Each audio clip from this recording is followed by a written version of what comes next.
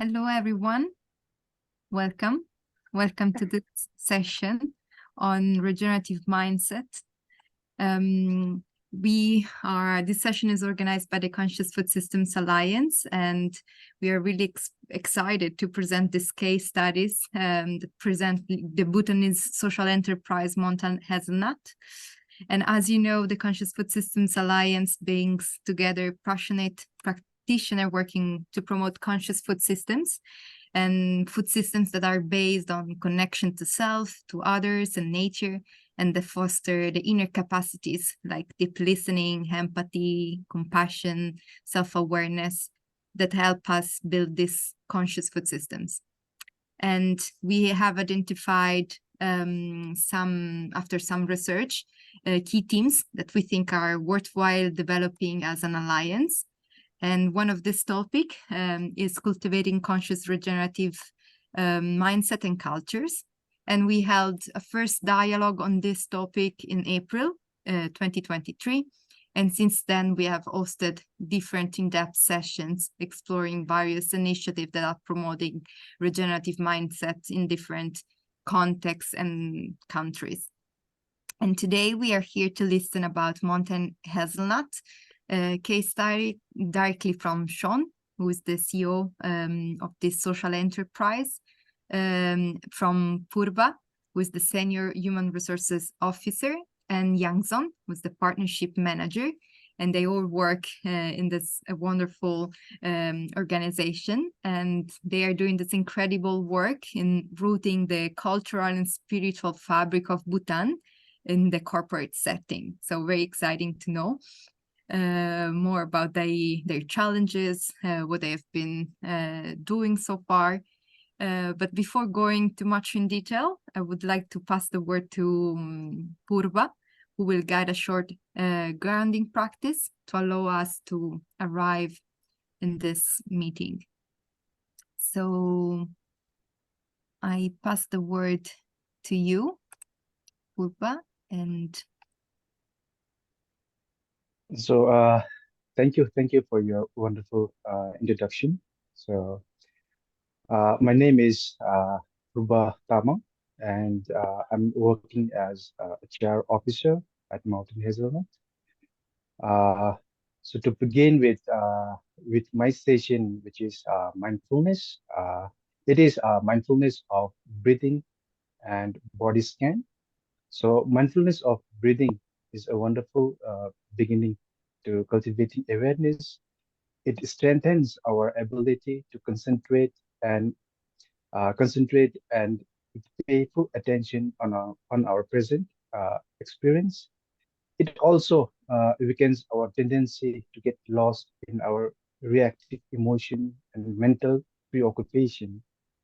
With time, attention to the breath help us to develop a clear, non-reactive awareness that can be turned to the full range of our human experience.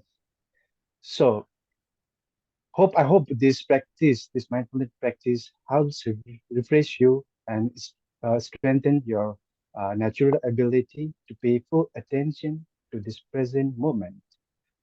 The method of this session is very simple. It's just following our own breath and developing awareness of the present moment. So let us begin with our mindfulness session. So to get started, first of all, like we need to get ourselves into correct mindfulness posture. So I hope all of you are seated on a chair or sofas. So carefully sit towards the edge of your seat, feet firmly planted on the ground, and your shoulder wide apart, legs at 90-degree angle, hand on your thigh, back straight, and your eyes open and gazing downward. So please try to maintain this posture. If you feel uncomfortable, do not move. Just watch that feeling. You may blink your eyes, you may breathe. Other than that, just try to sit.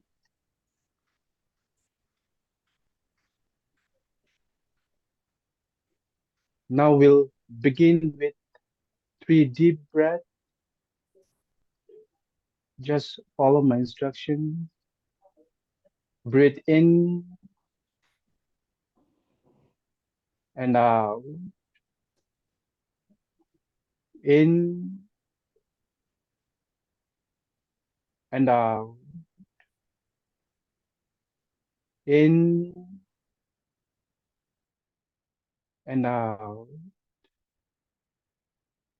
Continue to follow your breath.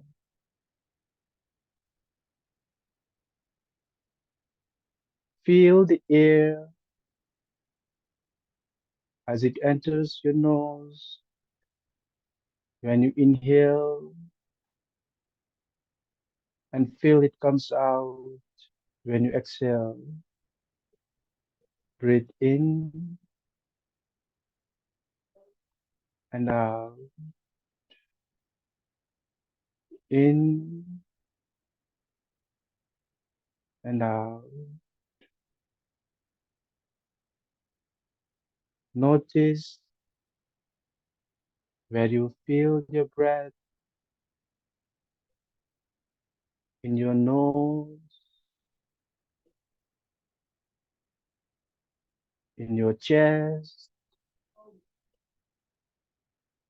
and in your stomach.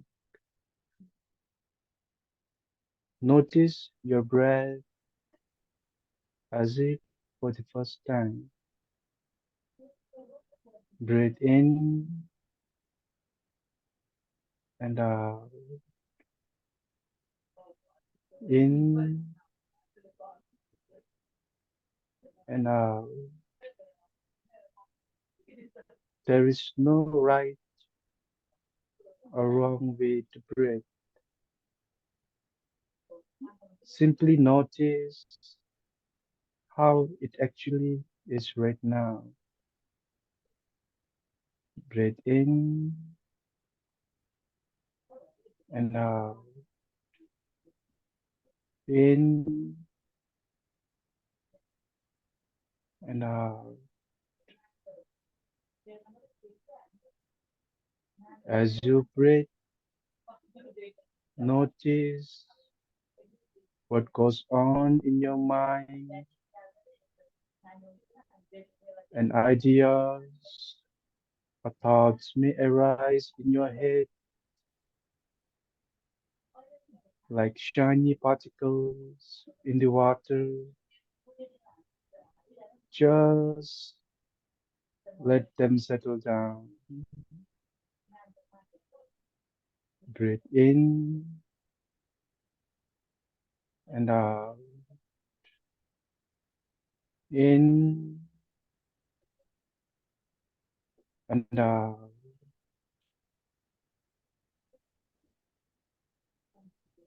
In this space of awareness,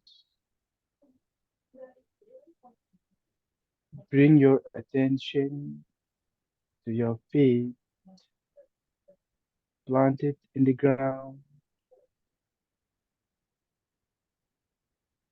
Feel your toes,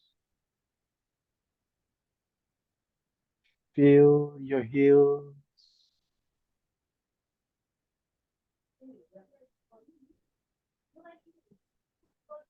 and feel your palm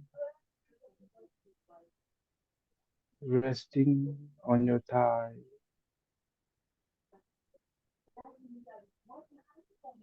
In and out. Breathe in and out.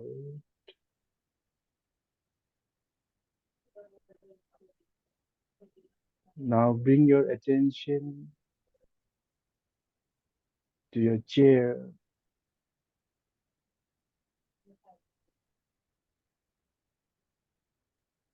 Feel your seat in your chair, firmly supporting you like a root in the ground, holding your back. Breathe in and out, in and out.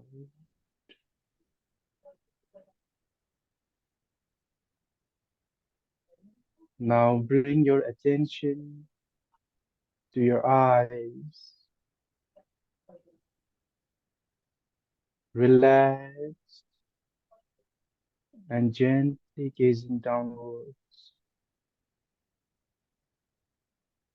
If your mind wanders, gently bring it back to this present moment. Breathe in and out, in and out.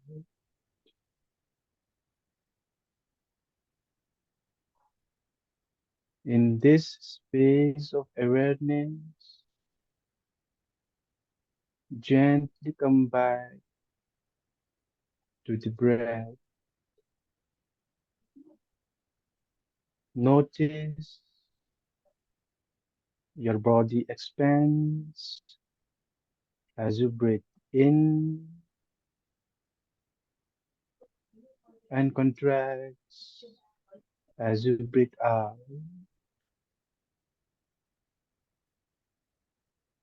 Breathe in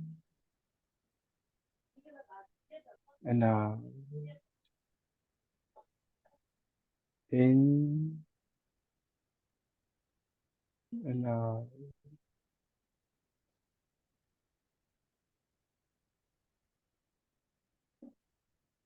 Now we are in conclusion of our mindfulness session.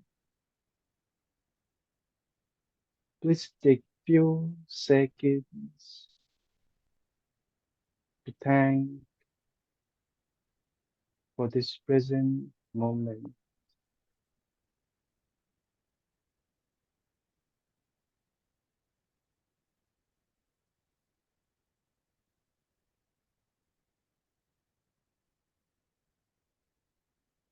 So thank you everyone.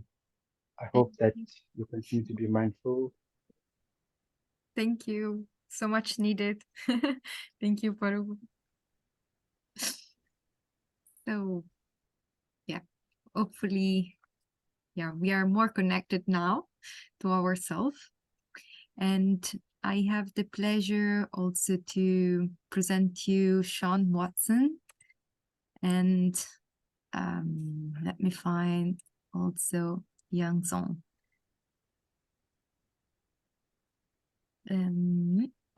Yeah, here she is.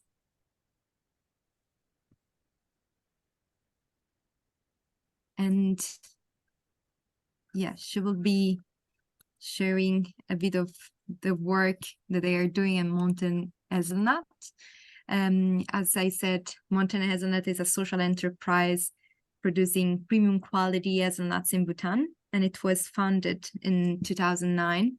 And its mission is really to generate a long-term income in remote rural communities, slowing also the rural to urban migration.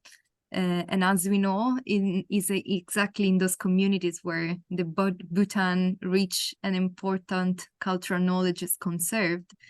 And so please, Sean, present yourself and tell us more about what Mountain Hazelnut mission is and the connection with Bhutanese spiritual values and culture.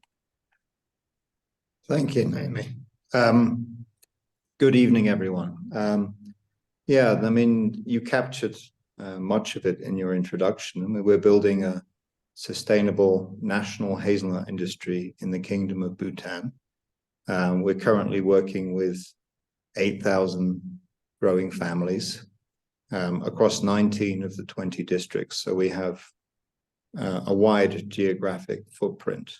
The mission is to double long-term incomes in a sustainable way, whilst combining it with sustainable land stewardship. So using the best regenerative and actually largely organic practices, giving opportunities for the villages, which are the heart and soul of Bhutan. This is where the cultural knowledge is stored. The ability to stay in place. Modernity is rushing into Bhutan, and there is a big rural-urban migration problem. And unless they have development opportunities in the villages will disappear. So this will endanger the rich cultural knowledge as the last fragment of Tibet, living and breathing, and also endanger biodiversity. Bhutan actually is a jewel in the Himalayas. It is one of the very few countries that has achieved complete conservation. I mean, the forests are fully intact, 120 tigers, 120 snow leopards, and a big contributor to the biodiversity and the environment are the subsistence organic practices of the villages at the forest interface. They create a lot of the biodiversity, the richness that exists in Bhutan. So not only is it a cultural treasure, it is a biological treasure. And so through our work, we are trying to support those villages to have options to stay in place and not damage the environment in the same way that we did industrializing our agriculture over the last 100 years. Something much more in balance with nature. Next slide, 2 slides, Yangzong. Is it stuck? Okay. Next one, sorry. So the question is, I think with any project is why Bhutan and why hazelnuts? And it really begins in Nepal in the 1970s when Daniel Spitzer met his guru, Chatrul Sangye Dorji Rinpoche. So he was a young mid-20s hippie, left Thailand because of the revolution that occurred there, or the student revolt, and ended up in Nepal studying under Chatrul Rinpoche. And, you know, he had the intention of being a monk at that point, but Chatrul Rinpoche told him that he would be a terrible monk. And he would do better doing business for good. And so he went on a lifelong mission to develop triple bottom line businesses around the world. So learned how to be in the business world by first getting into venture capital and then built a business in China, replacing hardwood imports to stop cutting down tropical forests. And then he bumped into actually my uncle, who had the idea for hazelnuts. And then Bhutan was just opening up. It just had its first elections in 2008. Daniel had sold his sustainable timber company in China and was looking at how he could contribute back to the Himalayas. And Bhutan, as it was opening up, did have these socio-economic challenges of rural-urban migration, a need for development, but how to do it properly. And so that's when the idea came to do hazelnuts in Bhutan. The agroclimate fitted, the socio-economic conditions needed a product that was high value, low volume, not perishable, that could fit the geographic isolation of these communities scattered across the Himalayas. Next slide.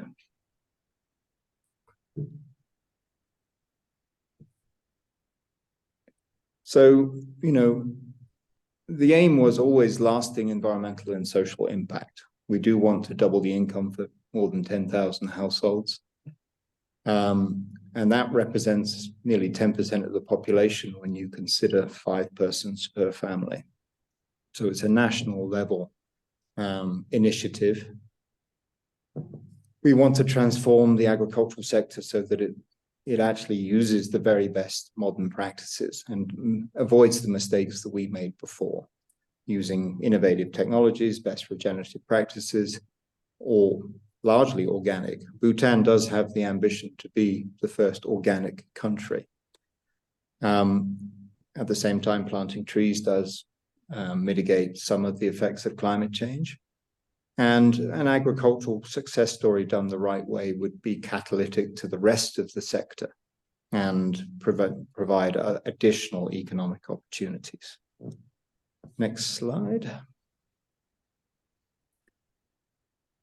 So at the very foundation of the company, we set out to build a business that Daniel and then myself, that actually, and the rest of the team, that took into account the rich background in which we were building the business. So there's the incredibly precious traditional wisdom, the Vajrayana and other traditions that exist in Bhutan. Those practices, alongside the more modern thoughts of the fourth king, which is gross national happiness, a more holistic way of looking at development. So you have the traditional awareness and consciousness of all sentient beings and their value, and then a more structured vision of development, which is more holistic than gross domestic product. And then we integrated that with the best business practices, innovative technologies, alongside the mission of having a genuine triple bottom line, social, economic, and environmental benefits. And we do think that this mix, through this mix, we were trying to build a conscious company for all of our futures, an example of how things could be done differently, and how do we bring that traditional wisdom into the business sector and mix it with the best modern practices, so that we could generate income that sustains this whole system. Next slide.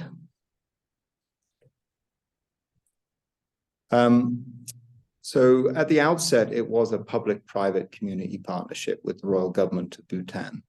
And, we have, at one point, we had representatives, extension agents in nearly every Geog that had land between 1,600 and 3,000 meters.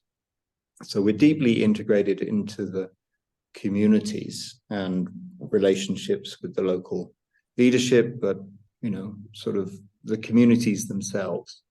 And, this was, sort of designed as a way of benefiting these communities from the outset. Next slide. So we manage the whole value chain. This is to ensure that only the best practices are used, and that quality is maintained throughout the chain, so that we end up with a very high quality product that brings the best prices and returns the most value to the growers, the company, and the country. And so this is a very integrated approach. But doing this does ensure that we retain as much of the value within the country as is possible. Next slide. So we have an outgrower model. Every farmer signs an agreement voluntarily with certain responsibilities on both sides. This agreement was agreed with the Ministry of Agriculture, vetted by them. We then deliver trees free of cost to the growers. We then provide the technical assistance and all the inputs for pest and disease control.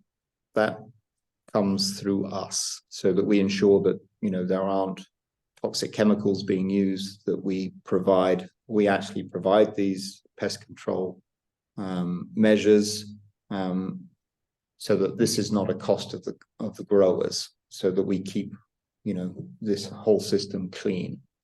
And 99% of our growers are currently organic, and we hope to retain as many of them as organic as is possible based on the pest and control background. Otherwise, it's the best regenerative practices. We then collect from the nearest road point and ship through and to India. And, so this is, very much a partnership. Next slide. Yeah, so this is some of the ladies in our nursery.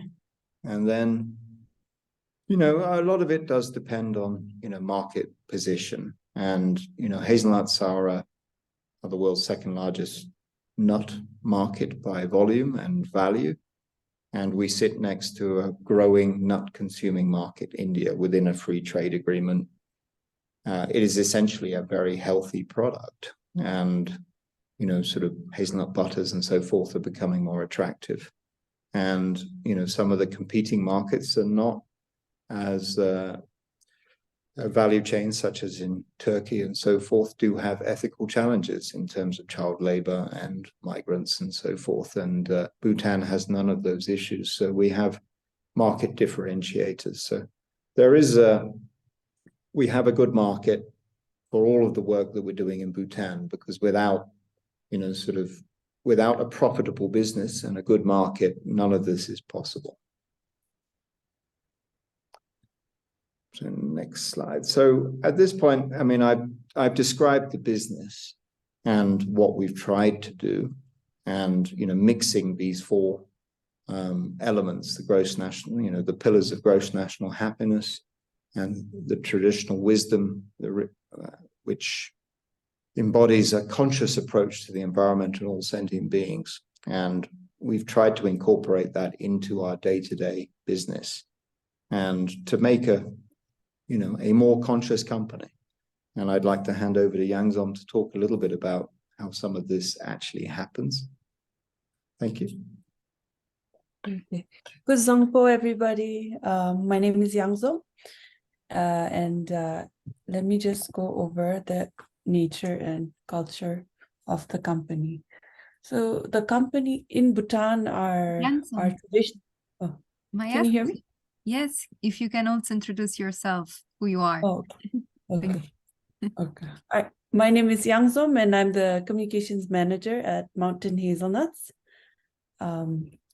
So I'll just start on the nature and culture and how the company works to incorporate Bhutanese traditions and cultures.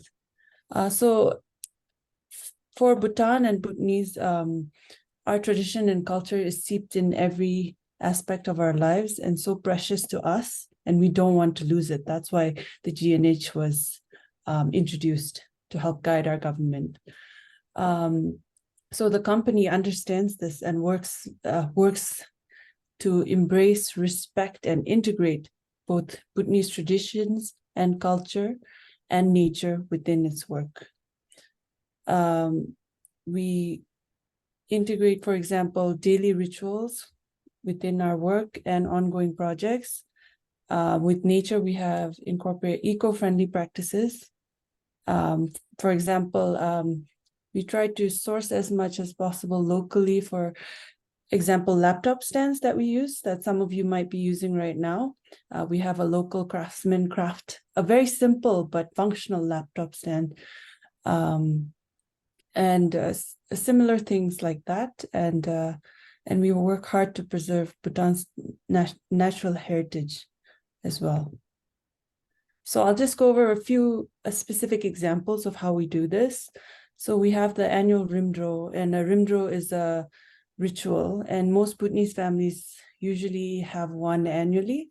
So the company employees and the company host one every year for the company employees and their families to with the intention of promoting welfare for all sentient beings as well as prosperity for the company. As you all know, Bhutan is primarily a Buddhist country, so we really it's all about sentient beings and compassion.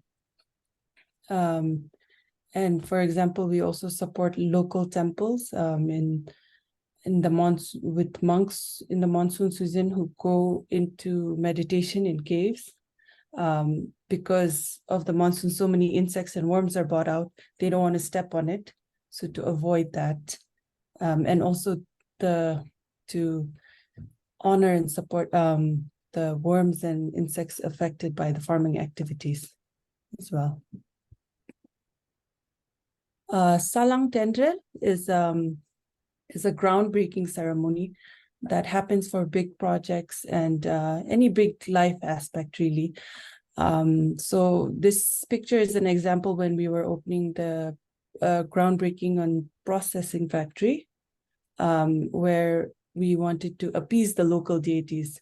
So this involves hiring local monks to perform ceremonies and rituals, and we all attend and attend and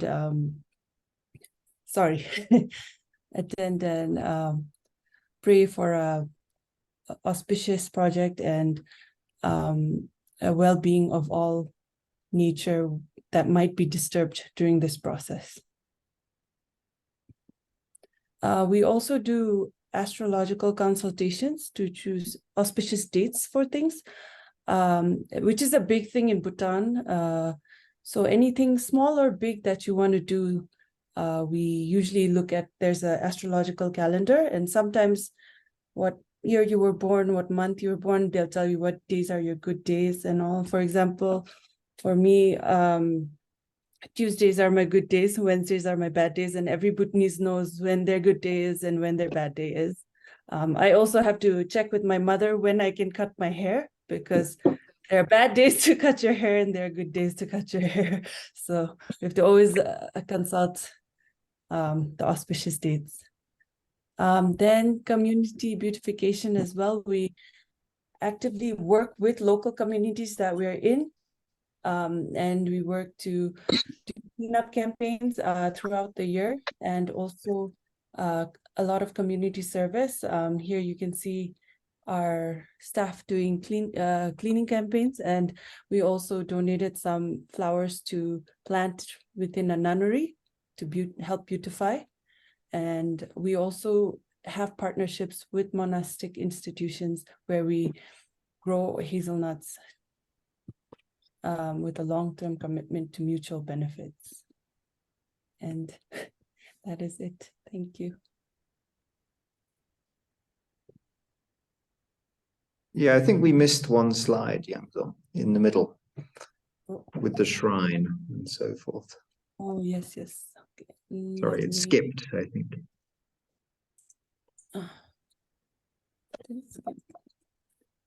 But we can just talk about it. It's fine. So yeah, if you just talk a little bit about the daily sort of practice. Yeah. So we've also, as you all attended this session in the beginning, we had Purba give mindfulness meditation that we also have in our office daily. It's optional, of course. I've attended a few, and it really does help me ground myself and focus my attention for that day that I do it. We've also have in our offices it's a shrine, a Buddhist shrine called Chosham, which every household has, which has statues of the Buddhist deities, and we pray and do watering offerings and incense offerings every morning.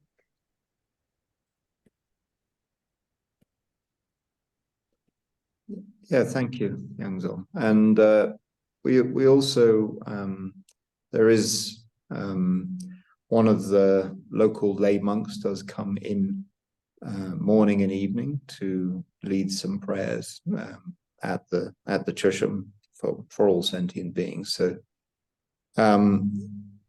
it is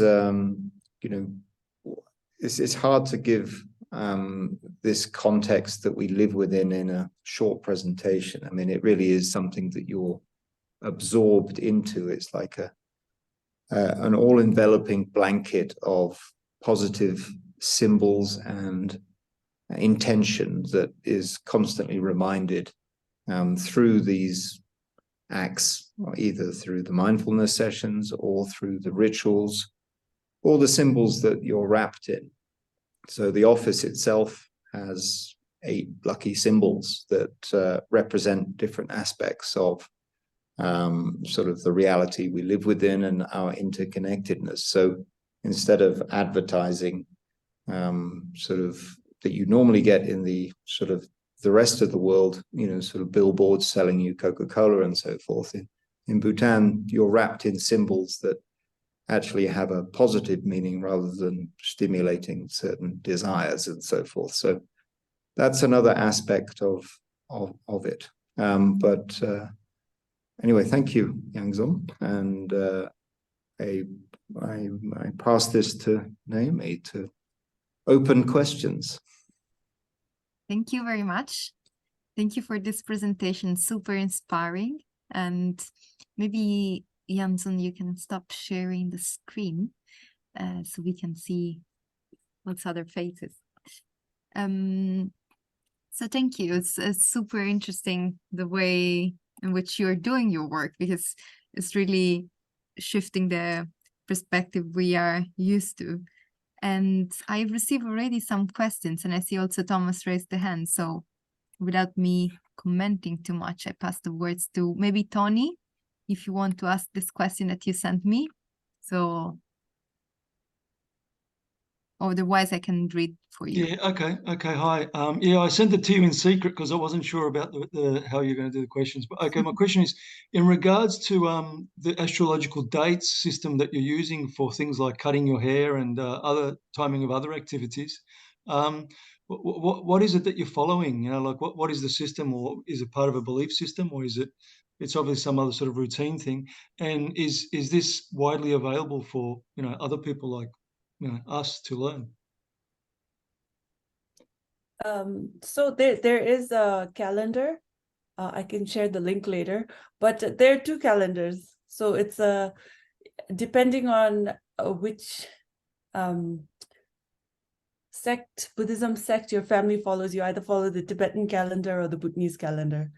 So it depends on that, but I can share a link. I don't have it on hand right now, but there is.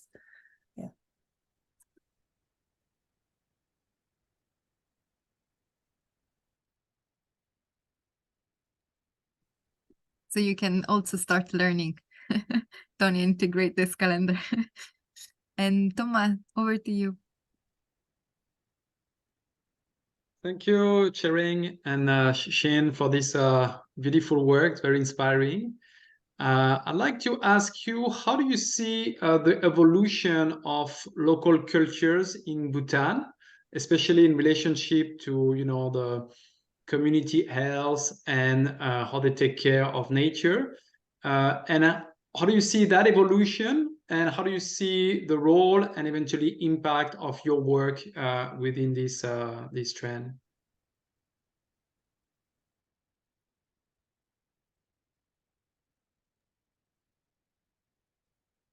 Sean, you're mute. Yeah.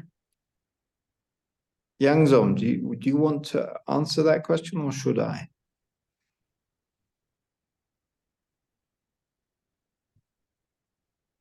Maybe I just go then.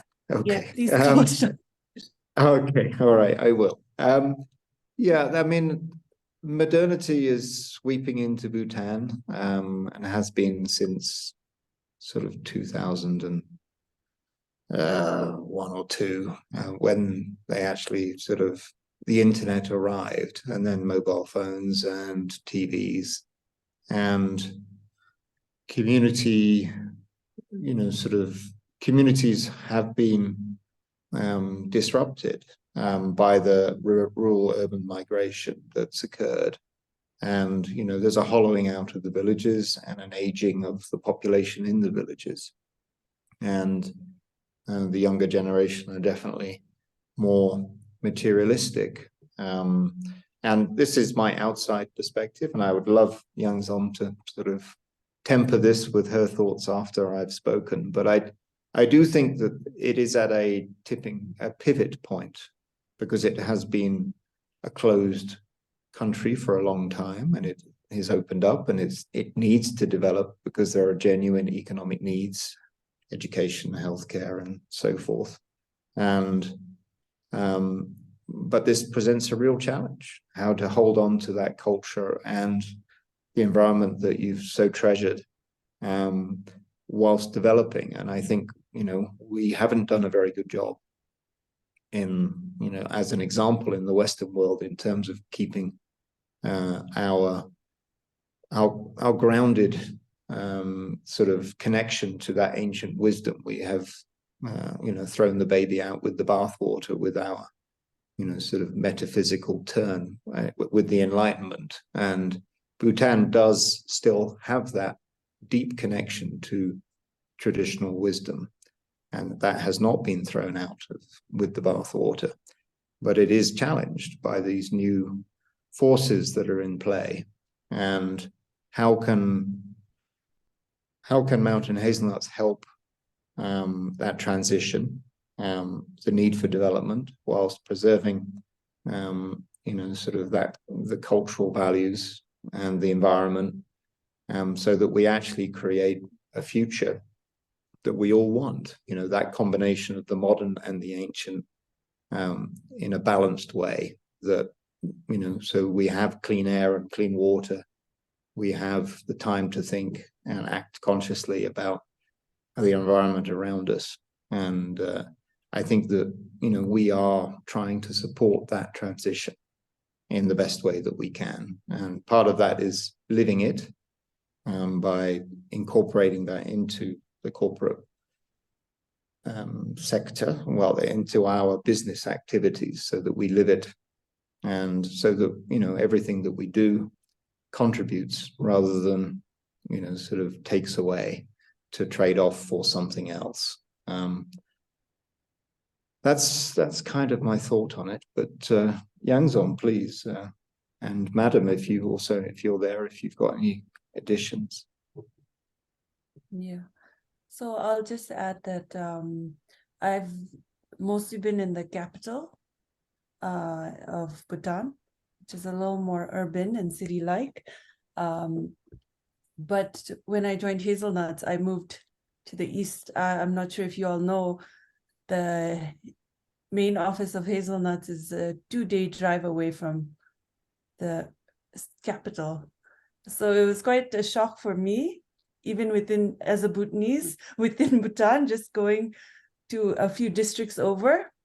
But through the company, and they really encourage and promote these cultural things like baby showers. The whole company goes. If someone has a baby, the whole company goes, and it's a picnic and it's a party. But it's that community traditional feel that you don't get so much in the urban areas, and I really got to experience that and live that there, even as a Bhutanese myself, which is very interesting. And I think that way, before I joined, Dr. Sean knew a lot more about Bhutanese culture than I did, because he was integrated within the rural area of Bhutan, which is very different from the urban.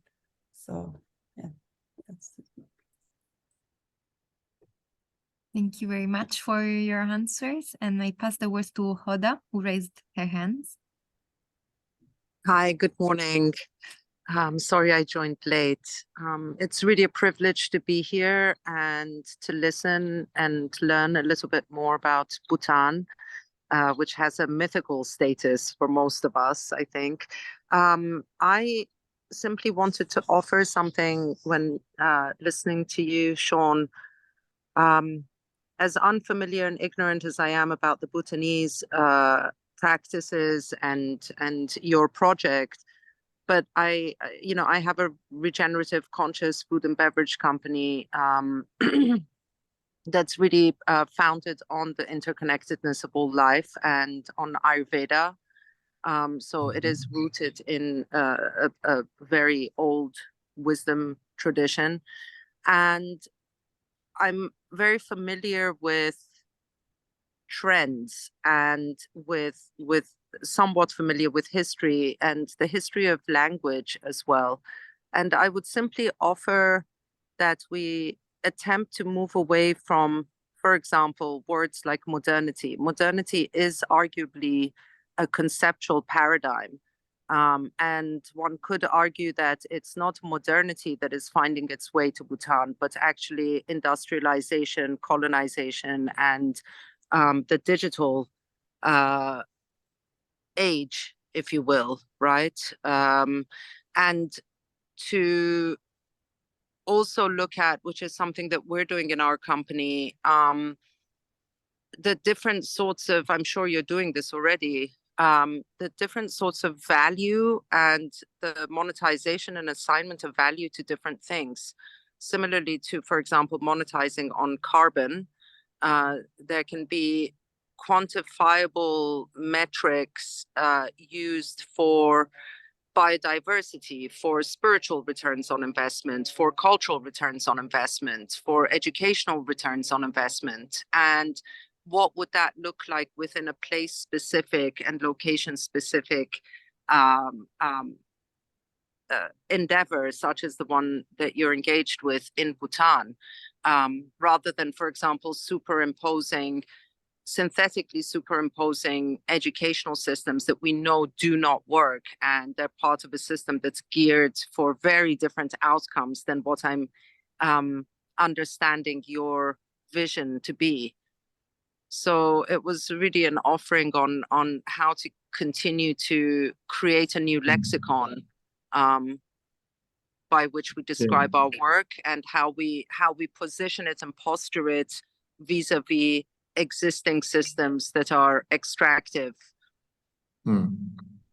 Yeah, I mean, our vocabulary and the lexicon we use, very well, I mean, incredibly powerful, and we have to be very careful the words that we use. And point taken on modernity, it is a bucket that you can throw anything into, and it doesn't mean so much. And I agree with the different forces that are in play that you listed. That's correct. I think that, you know, our current, you know, way that we value things is broken, and you know, we need to come up with new ways of measuring all of these.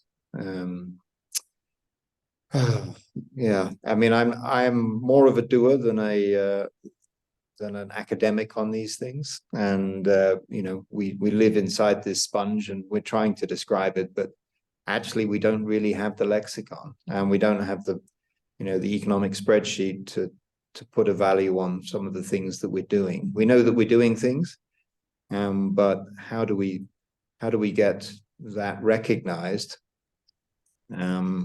within our own company, but also outside? And we don't have that language. And well, maybe it's in development in other spheres, and which is where this Conscious Food Systems Alliance comes in, and we want to learn how to speak this language, so that, you know, some of the work that's embedded in what we do is valued and recognized, and we know, you know, what we're doing in this area. I'm sounding very uncertain, but this isn't really, you know, sort of something that we've spent a lot of time thinking about, and it's something that we do need to do more of. I offer you any way in which I can be of service, and also people whom I know who are actively working in that. I would offer to connect you, so that maybe someone who's been doing that side of the work can offer that part up to you. And I appreciate your response. Thank you. Thank you. Thank you. And I have another question from Waverly, as she put in the chat. What are the major takeaway that we could apply to our Western food systems experiences? So if you have, any tips, any suggestions. And Waverly, feel free to add anything. Yeah,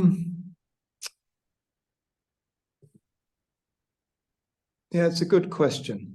You know, how much of what we're doing is geographically sort of contained within Bhutan and isn't translatable to other systems? I mean, I think the biodiversity, the richness of the biodiversity is actually something that really upholds the food system. You know, you have a balance of prey and predator, and, you know, you don't get runaway pests in the desert that we have created agriculturally in our industrialized systems. And so in some ways, Bhutan is a good model for where we want to be, where we want to get back to, how, it is intact. And so regenerative organic systems, can be tested in the environment in which, sort of a working example, a bright spot, shall we say, for those systems. So that's just a very practical aspect. I think that, how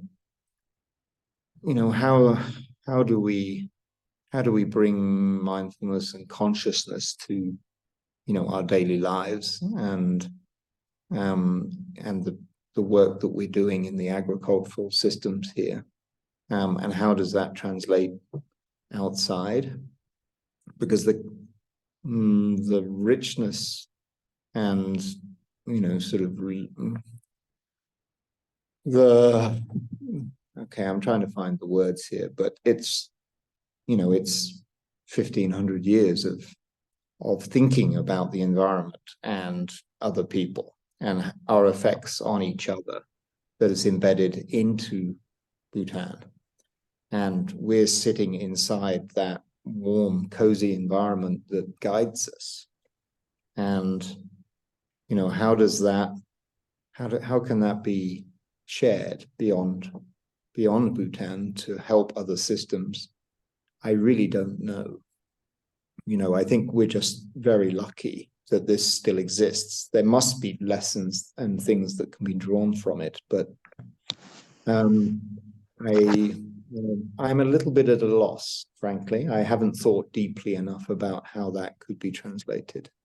But I know that this is special, and that there can be things that can be translated, but it needs thought.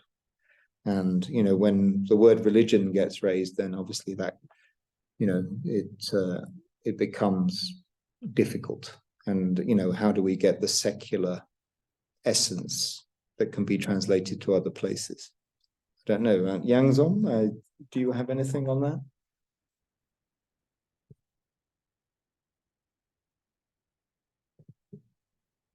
No, sorry, I got lost looking for the calendar. Thank you, Youngson, for your searching. And I pass the word to Luz. There was someone with a question? Yes, thank you. So it's a question from Spanish speaker. How do you confront, or how do you work with migration? So you were talking about the youth going to live to the cities. How do you do with that? And how is the impact in your enterprise? Thank you. Yeah, so the project is designed to give opportunities in the villages, economic opportunities, so people don't have to necessarily move to the city for to earn a wage to pay for the education or the the white goods or the things that they need to live. And I think that hazelnuts themselves are a kind of soft landing for communities, because they are aging as more youth go to the villages and go to the towns. And so the heavy work of ploughing is a bit of a barrier. And so it keeps the land in production with less of a physical barrier to doing so. But I don't think we're going to reverse it, but I think we certainly can contribute to slowing it and keeping villages vibrant and in place. And I think that is really, one of the reasons the project exists, is to help that problem. Now we're not, I think that's how I feel about it. Thank you. There is another question from Roberto. I don't know if Roberto, you want to read, otherwise I can for you. Yeah, sure. Thank you, Naomi. Noemi. So Sean, lovely presentation from all of you, actually. The question I'm just thinking, is India the best market to sell the product in? In other words, can you get a better price elsewhere? And also, do you also do like a value add, like a spread version and so forth? I'm just thinking like financially on everything. Yeah, I mean, we will be selling into the European markets. I mean, the story that gets attached to the nuts is a powerful one, and the marketing and branding, organic, you know, sort of traceable down to individual growers. So, you know, sort of longer term, certainly we would be selling into the European markets. I mean, our current nuts are going to Australia, but we do have a very good partnership in India. Actually, the founder of business called Jumbotail used to work for us a decade ago, and he's hoping to incorporate hazelnuts into recipe mixes to go into a snacking brand that they've launched. So there's a value add opportunity there. And there is a high value segment in India.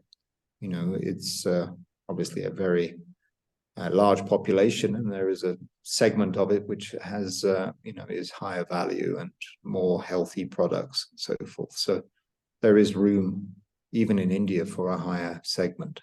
We do have partnerships with 2 local entrepreneur and lady-led businesses. One is producing chocolate, hazelnut chocolate, and it's Yiga, and then Bhutan Growers, which is producing a hazelnut oil, and that's going into the high-end resorts in Bhutan to feed the guests, and then some is going to Singapore, I believe, at the moment. So, you know, we want to produce a very high value, high quality, you know, kernel and in-shell hazelnut, which then can be, you know, used for value add.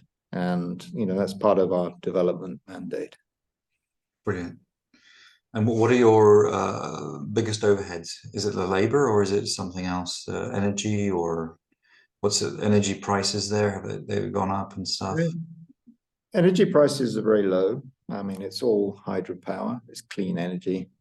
So energy isn't a big part of it. Yeah, I mean, the development costs of the actual orchards, because we're providing the tree saplings free of cost, that's the main cost. You know, we have to bring in the raw material, we build the nurseries, we ship to the growers, and that's a sizable investment. And then that, you know, needs to be recouped by, you know, investors and you know, so forth. But in terms of, you know, labor costs are quite low comparatively to, you know, other growing regions with hazelnut. We have competitive advantages in the long term. Brilliant. Okay. Can we meet at another time? Certainly. Absolutely. Yeah? Okay, brilliant. Because I've got more ideas, but I'm going to leave it to everyone else to talk as well. Cheers. Thank you. Thank you. Yeah. Thank you. I've seen we reached the hour. So thank you very much, Sean and Jansen, to be with us. And yeah, I think you generate a lot of curiosity. So we might share your content on LinkedIn for our members to reach out to for more questions. Yeah. Well, thank you, Naomi, and everyone for sparing the time to listen to what we have to say. And I think, you know, this is all about learning from each other. I mean, I think we are at the beginning in some ways in terms of, you know, our use of the lexicon and so forth, and how we value certain aspects of what we do. And I think this is where the alliance comes in, really. This is how we all learn from each other. And so thank you, everyone, for the contributions. So thank you. And I want to thank also Luz that translate all the session in Spanish in the chat. So thank you very much, Luz, for this effort.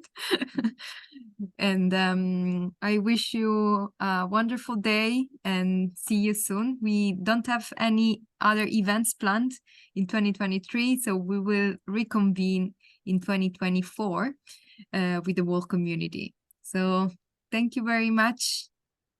and have a Thank good day. you. Thank you. Bye. Thank you. Bye bye. Bye. Thank you. Bye.